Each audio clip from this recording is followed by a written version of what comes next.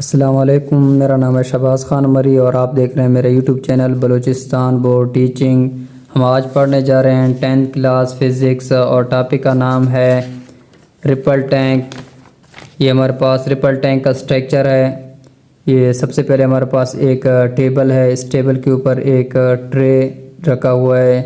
ये ट्रे शीशे का बना हुआ है, इसको ट्रांसपेरेंट ट्रे कहते हैं। इसके अंदर पानी भरा जाता है और इसी पानी के सतह के ऊपर एक हमारे पास लकड़ी का पट्टा है और उसके ऊपर एक मशीन है, वाइब्रेटिंग मशीन इसे कहते हैं या मोटर मशीन इसको कहते हैं।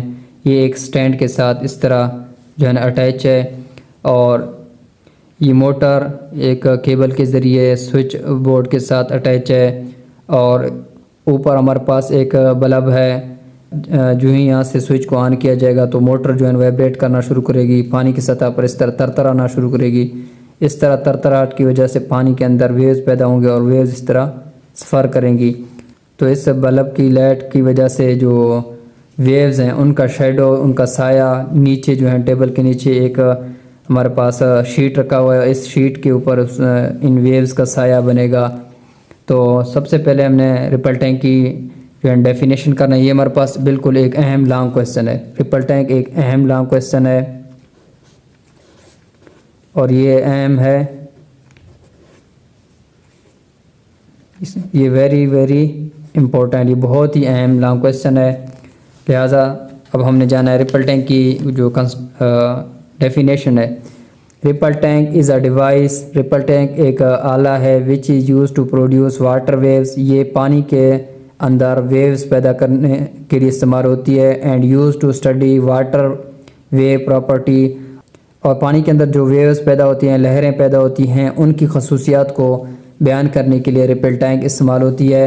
रिपल टैंक किन किन चीज़ों से बना हुआ है, तो कंस्ट्रक्शन की तरफ जाते हैं। इट इज़ कंसिस्ट ऑफ, ये जो है बना हुआ है किन चीज़ों पर, एक टेबल है, उसको ऊपर ट्रांसपेरेंट ट्रे रखा हुआ है। नंबर 2 ट्रांसपेरेंट ट्रे यानी शफाफ ट्रे है, यह शीशे का बना हुआ एक ट्रे है। नंबर 3 वाइब्रेटिंग मोटर, वो जो मशीन वाइब्रेट करती है। नंबर 4 हमारे पास बल्ब है। ये इसके जो है पार्ट्स हैं। सबसे पहले हमने क्या करना है, रिफ्लेक्शन यानी वाटर वेव्स के अंदर रिफ्लेक्शन कैसे पैदा कर सकते हैं। शुरू में हमने जो है सिर्फ मोटर को वाइब्रेट कराया था तो सिंपल जो है वेव्स बने हैं। उन वेव्स के शेडो जो है हमारे पास जो शीट है और पेपर है उसके ऊपर बने हैं। तो सबसे पहला काम जो है ना हमने करना है वो ये है कि ये जो रिपल टैंक है, यहाँ से मोटर वाइब्रेट कर रही है और ये वाली रेज सफ़र कर रही है। हमारे पास जो ट्रांसपेरेंट ट्रे है इसके अंदर बिल्कुल हमने एक रुकावट बनानी है। तो इस तरह दो मीडियम बनेगी। ये वाला हिस्सा पहला मीडियम और इस रुकावट यहाँ दरम्यान में एक लकड़ी रखेंगे तो दूसरी तरफ हमारे पास जो है ना पानी का दूसरा जो है मीडियम बनेगा। पहला मीडियम ये बनेगा, दूसरा ये मीडियम बनेगा, दरम्यान में रुकावट है। तो ये वाली वेव्स यहाँ पर आएंगी, टकराएंगी और नीचे मुड़ेंगी, आगे कोई वेव्स नहीं बनेंगे। तो इस प्रोसेस को क्या कहते हैं, हमारे पास रिफ्लेक्शन कहते हैं। इसका स्ट्रक्चर हमने यहाँ पर बनाया हुआ है।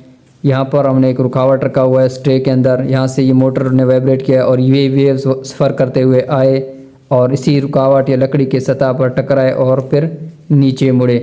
तो डेफिनेशन भी यही होगा कि when the waves transfer from one medium या first medium strike on the surface of other medium की जो है सतह पर टकराएंगी, then move back into the first medium, फिर वही वाटर वेव्स पहली मीडियम के अंदर जो है ना मुड़ेंगी और हरकत करेंगी। तो इस प्रोसेस को क्या कहते हैं, रिफ्लेक्शन ऑफ वाटर वेव्स। तो डेफिनेशन की तरफ जाते हैं। When waves move in one medium, जब जो वेव्स हैं वो एक ही मीडियम के अंदर जो है ना मूव करती हैं। यहाँ से ये हमारे पास फर्स्ट मीडियम है और ये हमारे पास सेकंड मीडियम है। इस तरह when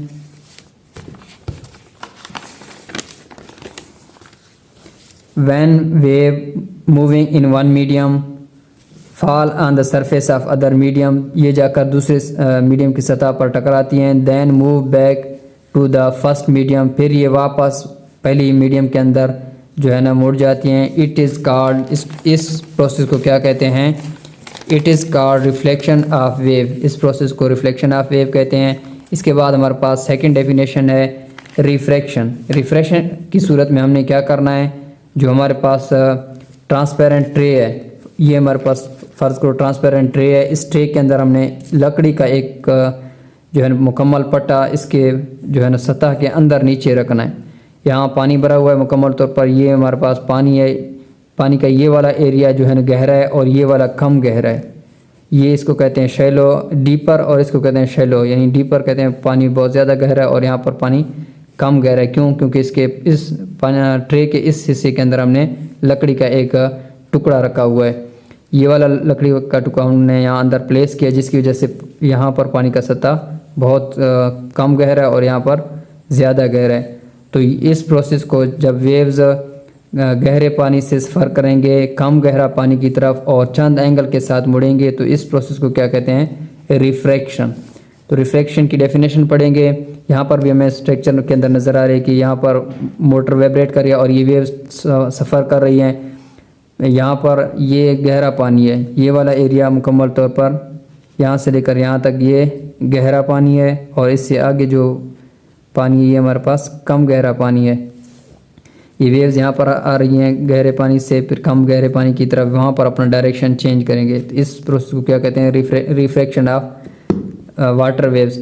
the change of path of water waves, पानी के वेव्स का अपना रास्ता तब्दील करना, by passing from a region of deeper water, जब वो गहरे पानी से गुजरेंगी, टू शैलोअर वाटर, और कम जो गहरा पानी है उसकी तरफ जब ये सफ़र करेंगी, यानी शैलोअर वाटर की तरफ जब ये सफ़र करेंगी, गहरे पानी से कम गहरे पानी के अंदर जब सफ़र करेंगी, तो उस सूरत में ये अपना क्या करेंगी? चेंज करेंगी। किसको? अपने पाथ को, अपने रास्ते को। तो इस प्रोसेस को क्या कहते हैं? Refraction of water waves, refraction of water wave या रिफ्रैक्शन ऑफ वेव्स भी कहते हैं। इसके बाद जो तीसरी डेफिनेशन है वो इस लॉन्ग क्वेश्चन के अंदर हमने लिखना है, वो है हमारे पास डाइफ्रैक्शन। लफ्ज़ डाई के मतलब हैं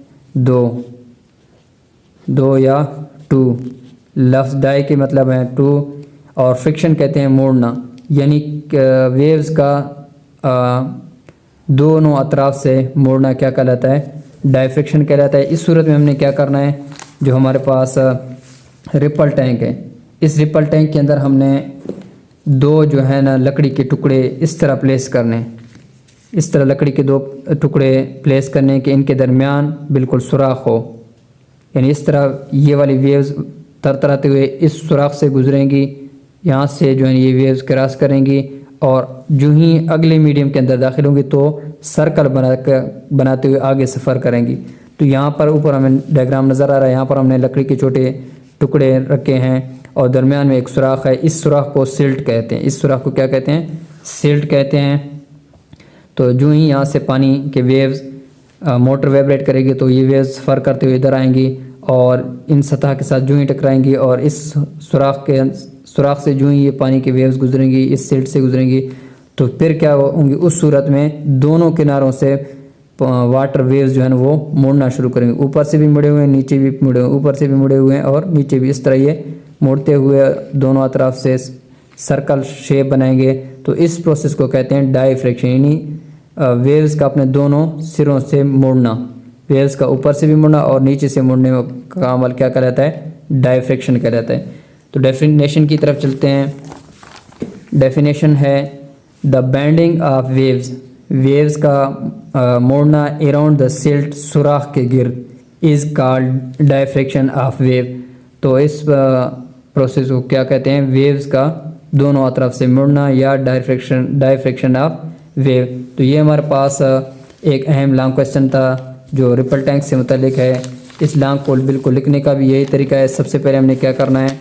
रिपल टैंक हेडिंग बनाना है और हेडिंग बनाने के बाद इसकी डेफिनेशन लिखनी है, फिर कंस्ट्रक्शन हमने लिखना है। इसके बाद पॉइंट नंबर ए बनाना है रिफ्लेक्शन, और रिफ्लेक्शन की हमने डेफिनेशन करनी है और डेफिनेशन के बाद रिफ्लेक्शन की हमने डायग्राम बनाना है। इसके बाद रिफ्लेक्शन लिखना है, रिफ्लेक्शन हेडिंग देना है, रिफ्लेक्शन की डेफिनेशन, और फिर इसी तरह जो है दो डायग्राम छोटे से हैं ये हमने बनाने हैं। इसके बाद तीसरा पॉइंट जो हमारे पास बनेगा वो है डायफ्रैक्शन की हमने डेफिनेशन करनी है। इसके बाद डायफ्रैक्शन की आखिर में हमने ये वाली जो है ना स्ट्रक्चर बनानी है डायफ्रैक्शन की, और आखिर में जो है ना रिपल टैंक की हमने डायग्राम बनानी है। अगर रिपल टैंक की डायग्राम ना भी बनाओ कोई मसला नहीं है, लेकिन ये वाले जो हमारे पास छोटे छोटे स्ट्रक्चर हैं ये हमने लाजमी बनाए।